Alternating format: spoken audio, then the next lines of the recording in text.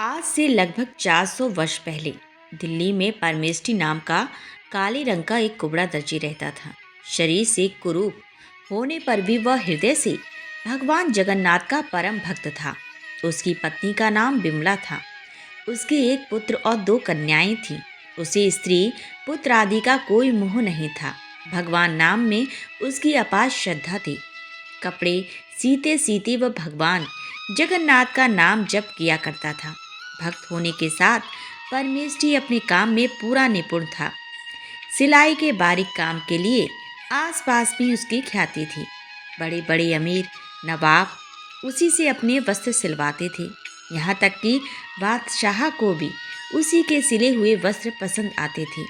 एक बार बादशाह के सिंहासन के नीचे दो बढ़िया गलीचे उनके पैर रखने के लिए बाजार से लाकर बिछाए गए।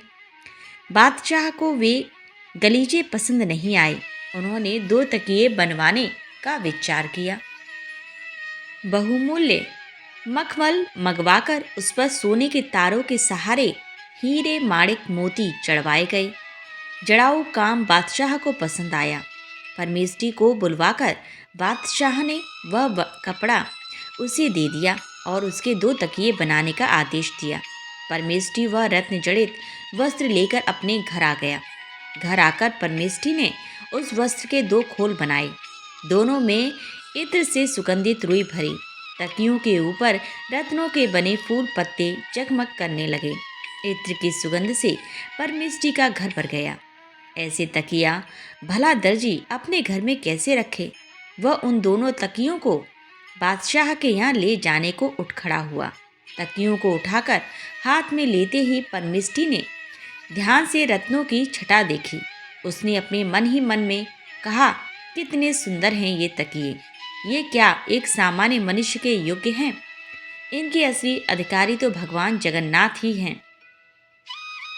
जैसे जैसे इत्र की सुगंध नाक में पहुंचने लगी, वैसे वैसे यह विचार और दृढ़ होने लगा। मन में द्वंद्व चलने लगा।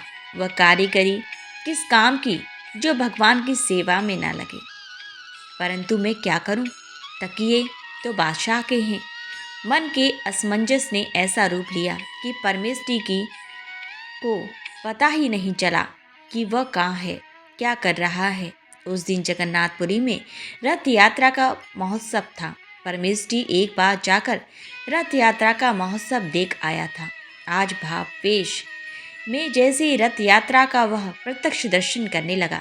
परमेष्ठी देख रहा है, श्री जगन्नाथ जी रथ पर विराजमान हैं। सहस्त्रों नर नारी रस्सी पकड़कर रथ को खींच रहे हैं। कई पीछे से ठेल रहे हैं। कीर्तन हो रहा है। जय जयकार गूंज रही है। सेवक गण एक के बाद एक वस्त्र बिछाते जा रहे हैं। श्री जगन्नाथ जी एक वस्त्र से दूसरे वस्त्र पर पधारते हैं। सहसा रथ के कठिन आघात से जगन्नाथ जी के नीचे बिछाया हुआ वस्त्र फट गया। सेवक मंदिर में दूसरा वस्त्र लेने दौड़े, पर उन्हें देर होने लगी। परमेष्ठी से यह दृश्य देखा नहीं गया। उन्होंने शीघ्रता से दो तकियों में से एक तकिया भगवान जगन्नाथ जी को अर्पण कर दिया। प्रभु ने उसे स्वीकार कर लिया। परमेष्ठी के आनंद का पार नहीं रहा। वह आनंद के मारे दोनों हाथ उठाकर नाचने लगा। परमेष्ठी ने स्वप्न नहीं देखा था। सचमुच रथ यात्रा में भगवान श्री जगन्नाथ स्वामी के नीचे का एक वस्त्र फट गया था और पुजारियों ने देखा कि किसी भक्त ने रथ पर वह बहुमूल्य रत्न जड़ित तकिया प्रभु को चढ़ा दिया है। यहाँ होश में आकर परमेष्ठी ने देखा कि एक तकिया गायब है। उसे बड़ा आनंद हुआ। सर्व अंतर्यामी प्रभु ने उसके हृदय की बात जानकर एक तकिया स्वीकार कर लिया। अब परमेष्ठी को किसी का भय या डर नहीं था। वह बादशाह उसके प्राण ही तो ले सकता है, वह कहाँ मृत्यु से डरता है। उसके दयालु प्रभु ने उस पर इतनी कृपा की कि वह तो आनंद के मारे कीर्तन करता हुआ नाचने लगा। उधर बादशाह के सिपाही परमेष्ठी दर्जी को बुलाने आए तो वह सिपाहियों के साथ राजभवन के लिए रवाना हुआ। एक तकिया लेकर वह बादशाह के पास पहुंचा। बादशाह तकिए की कारीगरी देखकर बहुत संतुष्ट हुआ। बादशाह ने दूसरे तकिए के बारे में पूछा। परमेष्टि ने निर्भयता पूर्वक कहा, उसे तो नीलांचल नाथ श्री जगन्नाथ स्वामी ने स्वीकार कर लिया। पहले तो बादशाह ने परिहास समझा। वह बार बार पूछने लगा। जब दर्जी ने यही बात अनेक बार कही तब बादशाह को क्रोध आ गया। उन्होंने परमेष्टि को कारागार में डालने का आदेश दे दिया। परमेष्टि कारागार की अंधेरी कोठरी में पड़े पड़े प्रभु का स्मरण कर रहे थे।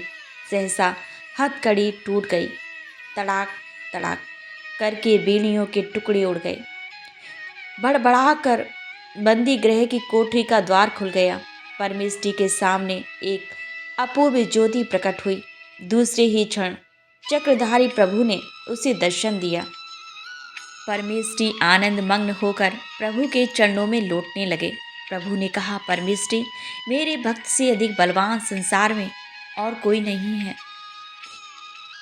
किसका साहस है जो मेरे भक्त को कष्ट दे? आ बेटा, मेरे पास आ। परमेष्टि तो कृतार्थ हो गया। प्रभु ने अपने चरणों में गिरते हुए परमेष्टि को उठाया। अनेक उनके मस्तक पर अपना अभय कर रखा। उन्हें मुक्त करके वे अंतर्ध्यान हो गए। उधर बादशाह ने स्वप्न में एक बड़ा भयंकर पुरुष देखा, जैसे साक्षात महाकाल अपना कठोर यम दंड उठाकर उसे पीट रहे हों, और गर्जना करके कहा, तू परमेष्टि को कैद करेगा? तू इतने में बादशाह डर के मारे चीखकर जाग गया। वह थर थर कांप रहा था। उसका अंग अंग दर्द कर रहा था। शरीर पर प्रहार के स्पष्ट चिन्ह थे। सवेरा होते ही उसने मंत्रियों से स्वप्न की बात कही। सबको लेकर वह कैद खाने गया। वहां पर सारे पहरेदार सोए पड़े थे। परमेष्टि की हथकड़ी और बेड़ियां टूटी हुई थीं। उनके शरीर से दिव्य तेज निकल रहा था। वे ध्यान में मग्न थे। ध्यान टूटने पर वे व्याकुल से होकर रोने लगे। बादशाह को बड़ा ही आश्चर्य हुआ। बादशाह ने परमेष्टि से हाथ जोड़कर क्षमा मांगी। नाना प्रकार के वस्त्र आभूषणों से सुसज्जित करके हाथी पर बैठाकर गाजे बाजे के साथ उन्हें शहर लाया गया। बादशाह ने परमेष्टि को बहुत सारा धन देकर विदा किया। चारों ओर भक्त परमेष्टि की जय जयकार होने लगी। परमेष्टि को यह मान प्रतिष्ठा बिल्कुल अच्छी नहीं लगी।